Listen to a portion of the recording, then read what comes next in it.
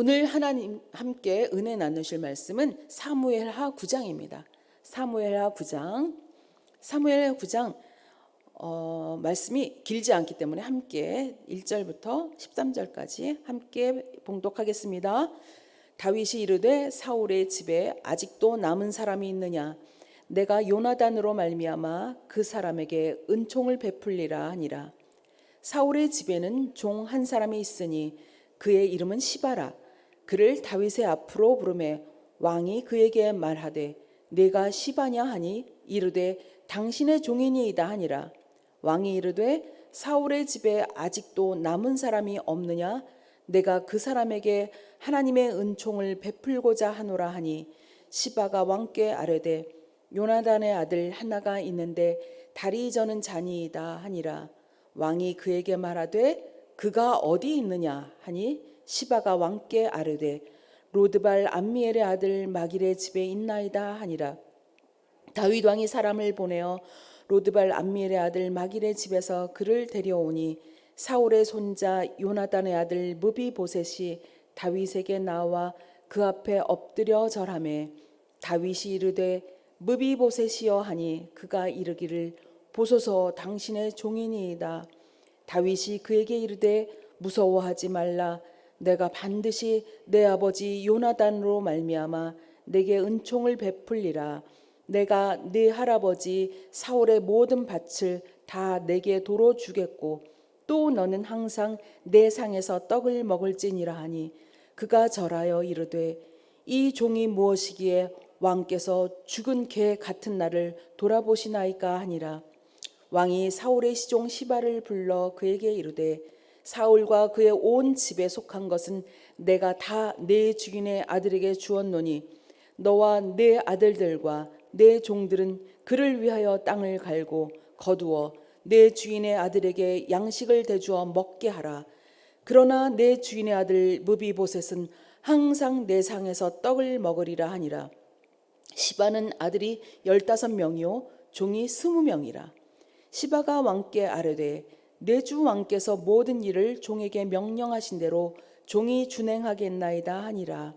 무비보셋은 왕자 중 하나처럼 왕의 상에서 먹으니라. 무비보셋에게 어린 아들 하나가 있으니 이름은 미가더라. 시바의 집에 사는 자마다 무비보셋의 종이 되니라. 무비보셋이 항상 왕의 상에서 먹음으로 예루살렘에 사니라. 그는 두 발을 다 절더라. 아멘. 아멘. 오늘 이 사무엘하 9장 1절에서 13절 이 말씀을 통해서 소망 없는 자에게 임한 넘치는 은총. 저희 한번 말씀해 볼까요? 소망 없는 자에게 임한 넘치는 은총. 네, 이 말씀. 소망 없는 자에게 임한 넘치는 은총. 네, 이 말씀을 가지고 함께 은혜 받으시겠습니다. 다윗이 이스라엘의 통일 왕이 되었죠. 이 10여 년 동안 걸친 이 정복 전쟁을 해 나갔지만 하나님께서는 다윗이 어디로 가든지 이기게 해주셨고 정치적으로도 나라가 안정을 찾아가고 있었기 때문에 이 다윗은 주변을 돌아볼 수 있는 여유가 생겼습니다. 다윗에게 힘이 생긴 것이죠. 대부분의 사람들의 경우에 이렇게 자신에게 힘이 생기면 교만해지거나 많은 유혹에 빠지는 경우가 많은데 다윗은 자신에게 힘이 생겼을 때 가장 먼저 한 일이 이렇게 다른 사람을 돌아보는 일인 것을 오늘 기록을 통해 알 수 있습니다. 정복 전쟁을 마무리한 때 이 다윗의 나이는 48에서 49세쯤으로 추측되어집니다. 말씀 본문입니다. 다윗이 이르되 사울의 집에 아직도 남은 사람이 있느냐? 내가 요나단으로 말미암아 그 사람에게 은총을 베풀리라 하니라. 다윗이 사울의 집에 남은 사람이 있는지 묻습니다.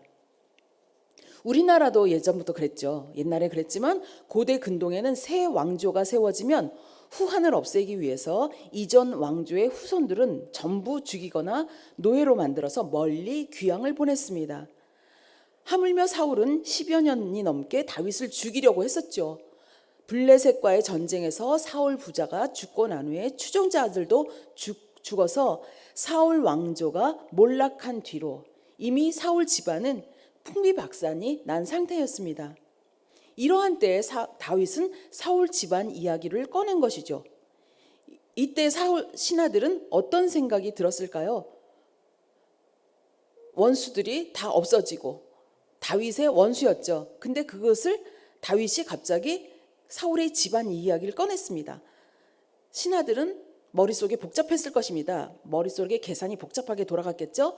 다윗이 사울로 인해서 워낙 고생을 많이 했기 때문에 원수를 갚으려 하는 것인가? 라고 또 생각했을지도 모르죠.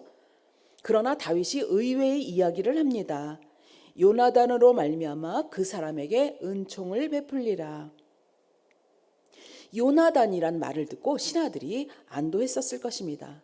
사울은 원수였지만 그 아들 요나단은 다윗의 둘도 없는 친구였죠. 그런 친구였기 때문에 요나단의 핏줄이 남아있다면 은총을 베풀고 싶다고 다윗이 말한 것입니다. 여기서 말하는 은총은 히브리어로 하나님께서 하나님의 자녀에게 부어주시는 무조건적인 은혜를 가리킬 때 쓰는 단어입니다. 부와 명예를 회복시켜 주시겠다는 이야기인 것입니다. 요나단은 다윗이 사울의 미움을 사서 쫓겨다녀서 여러 집을 피해 다닐 때 다윗을 구해 주었죠. 전국에 수배령이 내렸을 때에도 다윗의 목숨이 경각에 달렸을 때에도 요나단이 아니었으면 앞날을 장담할 수 없었던 다윗이었는데 그렇게 가장 결정적일 때 요나단이 다윗을 살려주면서 두 사람은 언약을 맺게 됩니다. 그 언약 맺는 것은 사무엘상 20장 12절에서 16절에 기록이 되어 있습니다. 특히 사무엘상 20장 15절에 보면 너는 내 인자함을 내 집에서 영원히 끊어버리지 말라. 이런 이야기를 하는 이유는 요나단이 하나님의 신에 감동된 사람이었기 때문에 비록 자신이 왕의 아들이었지만 하나님께서 택하신 다윗이 왕이 될 것을 알고 있었고 그 사실을 받아들였던 것입니다. 그래서 다윗에게 자신과 자신의 후손의 안위를 부탁한 것이죠. 다윗은 오랜 시간이 지났지만 이 사실을 기억하고 은혜를 갚으려 한 것입니다. 요나단의 핏줄을 찾았고 사울의 집안의 종 시바를 찾게 됩니다. 2절입니다. 사울의 집에는 종 한 사람이 있으니 그의 이름은 시바라. 그 애를 다윗의 앞으로 부르매 왕이 그에게 말하되 내가 시바냐 하니 이르되 당신의 종이니이다 하니라. 시바가 사울의 집안의 종이었습니다. 아무리 종이었어도 쥐 죽은 듯이 숨어 살았을 것이죠. 왜냐하면 시바는 다윗 앞에 올 때까지 그가 사울 집안의 사람이었다는 것 때문에 숨어 살았을 것이라고 생각이 드는데 그래도 이 옆에 다윗에게 불려 나왔죠. 그랬을 때 이 시바의 머릿속 역시 복잡했을 것이죠. 많은 생각을 했을 것입니다. 다윗이 물으니까 완전히 자신을 낮춰서 말하죠. 당신의 종입니다 라고 얘기를 합니다. 왕이 이르되 사울 아직도 남은 사람이 없느냐 내가 그 사람에게 하나님의 은총을 베풀고자 하노라니. 그동안 그 사이에 잠시지만 머리를 한참 굴리던 시바가 다윗에게 말합니다. 왕한테 말하죠. 요나단의 아들 하나가 있는데 다리 저는 자니이다 하니라 라고 대답합니다. 이상하지 않습니까? 아직도 남은 사람이 있느냐? 사울의 집에 아직도 남은 사람이 있느냐라고 질문을 하면 대답이 어떻게 나와야 될까요? 그런 사람이 없습니다라든지 한 사람이 살아 있습니다라든지 이렇게 대답을 해야 되는데 이 시바는 이렇게 얘기하죠. 요나단의 아들 하나가 있는데 다리 저는 자니이다 라고 이렇게 구별해서 얘기를 합니다. 왜 다리 전다는 말을 꼬집어서 얘기했을까요? 고대 근대 문화에서 눈이 안 보이거나 귀가 들리지 않거나 말을 하지 못하는 사람이거나 나병 환자, 다리 저는 자 이런 사람들은 하나님께 저주받은 자로 인식이 되어서 가문의 정통 후계자가 될 수 없었고 제대로 된 직장도 가질 수도 없었고 사람들한테 구별하면서 살 수밖에 없었죠. 존귀한 자리에 들어갈 수 없는 사람들이었습니다. 그 결과적으로 왕궁으로 올 수 없는 사람이었던 것이죠. 이것이 당시의 관습이었습니다. 시바가 이 사실을 몰랐을까요? 너무나 잘 알았기 때문에 다윗에게 이 묻지도 않은 다리를 전다는 사실을 말한 것이죠. 아마 시바는 두 가지로 생각했을 것입니다. 한 가지는 다윗이 원수를 갚으려 할지도 모른다라고 생각했을지도 모릅니다. 말로만 사울의 자손에게 하나님의 은총을 베풀 것이라고 자신을 떠보면서 사울의 집안에 대해서 알려고 할지 않았을까라고 생각했을지도 모르죠.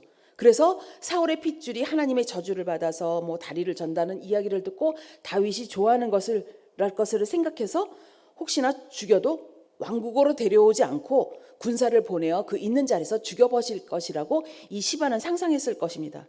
또 한 가지는 정말로 사울의 집안 사람들에게 은총을 베풀지도 모르는데 그렇더라도 집을 주고 먹고만 살게 하겠지라고 생각했을지도 모르죠. 왜냐하면 다리를 저는 자기 때문에 왕국으로 들어올 수 없는 사람이었기 때문입니다. 그렇기 때문에 선물을 주고 그냥 은혜를 갚고 그냥 말 것으로 그렇게 끝날 것으로 단순하게 생각했을지도 모르죠. 그런데 다윗이 의외의 말을 합니다. 그 다음 절입니다. 왕이 그에게 말해도 그가 어디 있느냐 하니, 다윗이 요나단의 아들을 데려오려는 의지가 강한 것을 눈치를 채게 됐죠. 그래서 시바가 말하죠. 시바가 왕께 말합니다. 로드발 암미엘의 아들 마길의 집에 있나이다 하니라. 이 집이라고 하는 것은 히브리어로 우리가 생각하는 그 집이 아니라 황야의 빈민촌 같은 집을 말하고 있습니다. 예루살렘 같은 그 대도시가 아니고 번화가가 아닌 아주 외진 곳에서 살고 있는 것을 말합니다. 많은 학자들은 그래서 사울의 추종 세력이 끝까지 정하다가 망해버린, 폐허가 되어버린 마하나임 근처라고 추정하고 있다고 합니다. 참 이상하지 않습니까?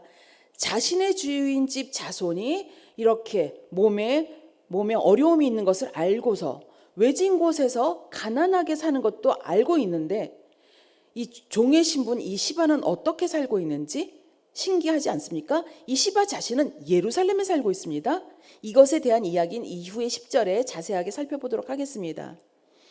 사울의 손자이면서 요나단의 아들 무비보셋은 처음부터 이런 몸에 어려운 장애우가 아니었죠. 5살 때까지 왕궁에서 귀하게 자라다가 이스라엘과 블레셋이 전쟁으로 나는 그 전쟁통에 유모손에서 떨어져서 두 다리를 다치는 사고를 당해서 이렇게 장애를 입게 되는 것이죠.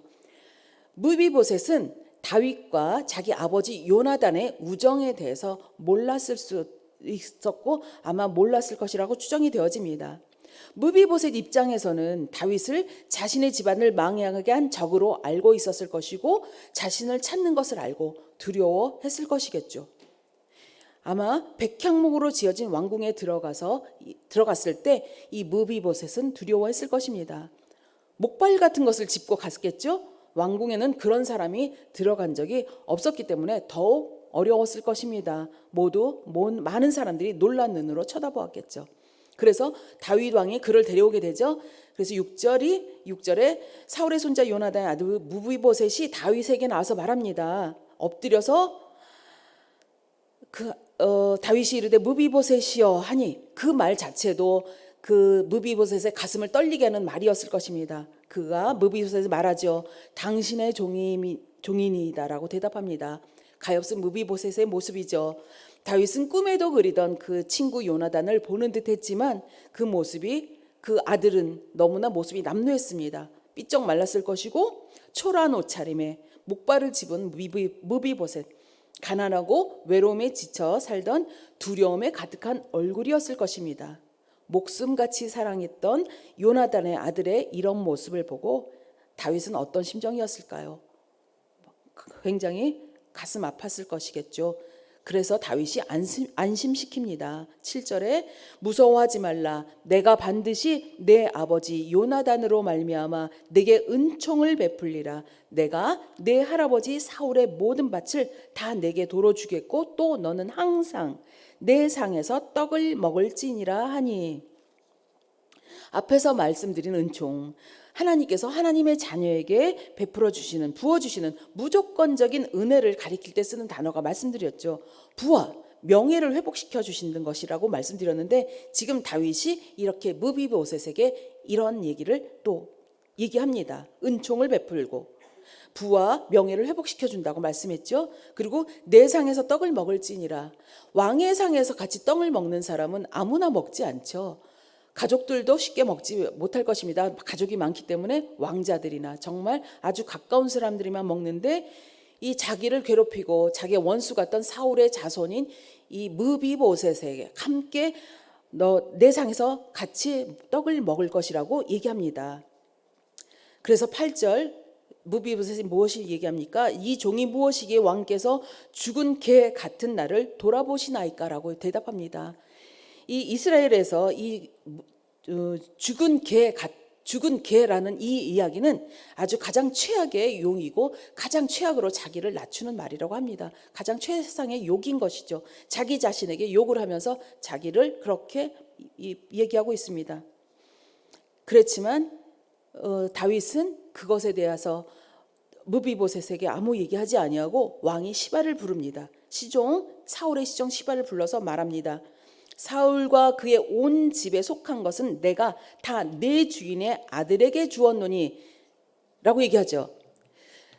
시바가 어떻게 살았는지, 아까 무비보셋, 사울의 그 핏줄인 무비보셋은 아주 가난하고 아무도 모르는 정말 그런 곳에 비참하게 살고 있었는데, 그 사울의 종이었던 사람이 예루살렘에 살고 있었습니다. 시바의 악행이 드러나기 시작하는 것이죠.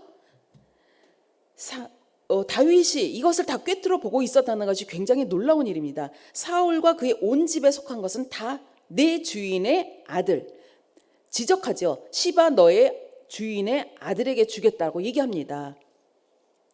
이것을 봤을 때 10절에도 나오죠. 이렇게 봤을 때 다윗은 다 알고 있어.